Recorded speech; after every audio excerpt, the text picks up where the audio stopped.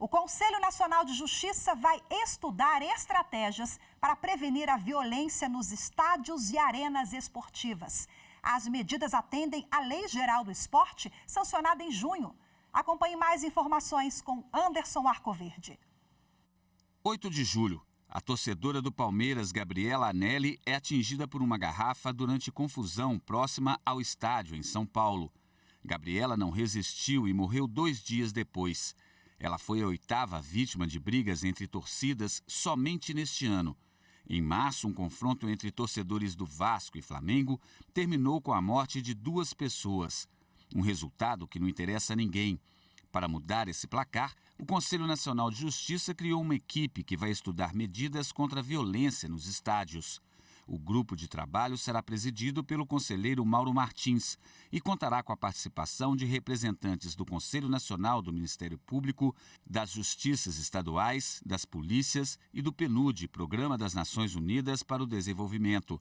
Algumas medidas para aumentar a segurança nos estádios já vêm sendo adotadas pelo Judiciário. É o caso das coordenadorias dos juizados do torcedor, implantadas com incentivo de uma recomendação do CNJ. Um dos objetivos agora é reforçar essa estrutura.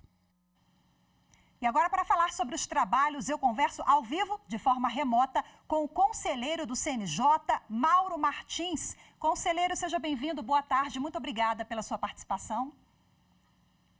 Boa tarde, Rafaela, eu que agradeço. Prazer falar com você e com os ouvintes. Prazer é todo nosso. Bom, o senhor é desembargador também do TJ do Rio de Janeiro e tem vasta experiência, né? Já atuou ali nos juizados especiais no Rio de Janeiro. Em que pé está esse trabalho realizado pelo CNJ agora? O senhor vai presidir o grupo de trabalho. Qual é a expectativa dos senhores?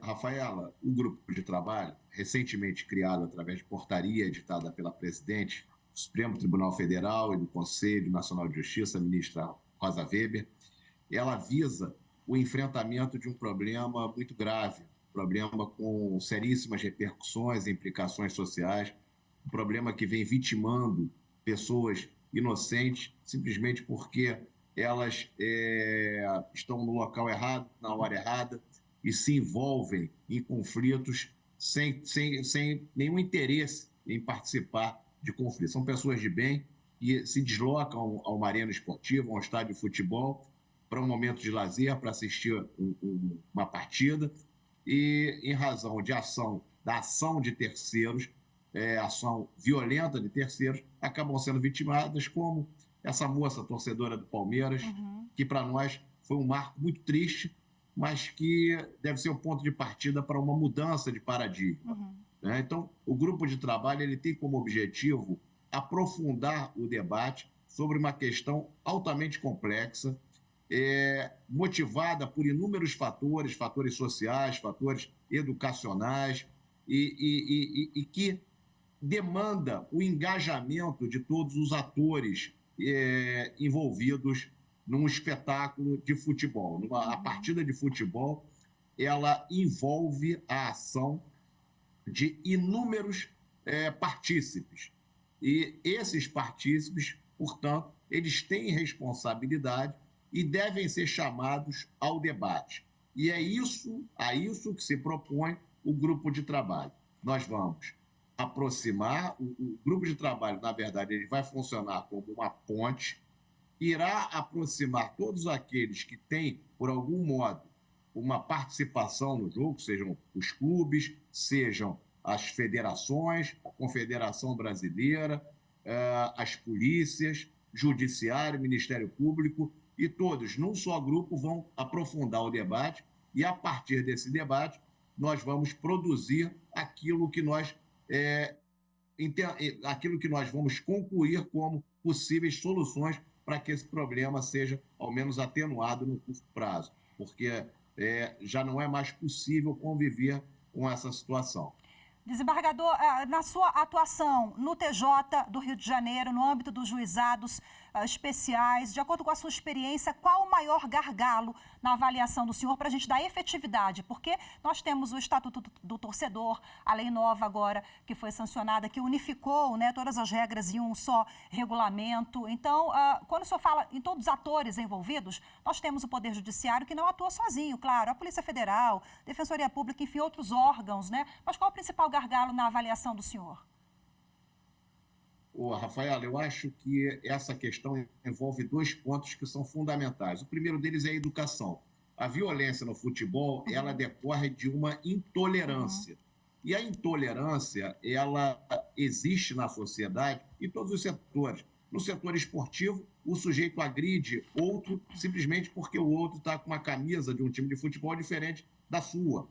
A intolerância sexual, a intolerância de gênero, intolerância política. Então, a sociedade ela apresenta sintomas de uma patologia. E isso decorre de uma falta de educação que precisa ser corrigida. Então, o primeiro ponto é a educação. E o segundo ponto, igualmente importante, é a certeza da punição. O sujeito que pratica um ato de vandalismo, um ato de violência, ele precisa ter a certeza de que aquele ato, por conta daquele ato, haverá uma responsabilização.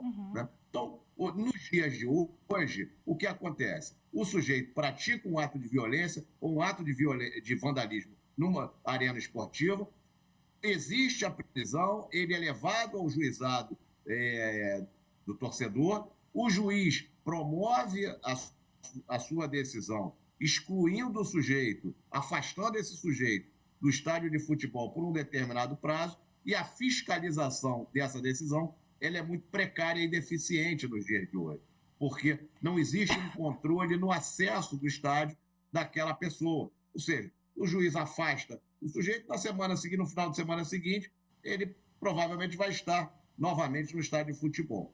Então, por isso é que nós entendemos que a biometria, o reconhecimento facial, são ferramentas indispensáveis para que nós tenhamos esse controle nas arenas esportivas e nos estádios. Porque a partir de então, quando um juiz proferir uma decisão de afastamento do sujeito, essa decisão será efetivamente cumprida. Então, se o sujeito pratica um ato de violência contra outro e ele sofre um afastamento de 2 meses, de 3 meses, essa decisão terá cumprimento, porque haverá uma fiscalização concreta e efetiva. Eu acho que o senhor já acabou adiantando um pouquinho aqui para a gente os eixos, né, do trabalho dos senhores, educação, essas medidas que vão dar mais efetividade, né, e trazer mais rigor aí às leis já existentes, às normas. Muito obrigada, viu, conselheiro, pela sua participação, e vamos voltar aqui a falar sobre esse assunto, dos próximos passos da comissão do grupo de trabalho, viu? Boa tarde para o senhor. Olha, boa tarde, Rafaela, eu agradeço a oportunidade. Esse é um tema pujante e que, enfim, ele demanda inúmeras outras considerações. Estarei sempre à disposição. Perfeito, até a próxima. Tchau, tchau, conselheiro.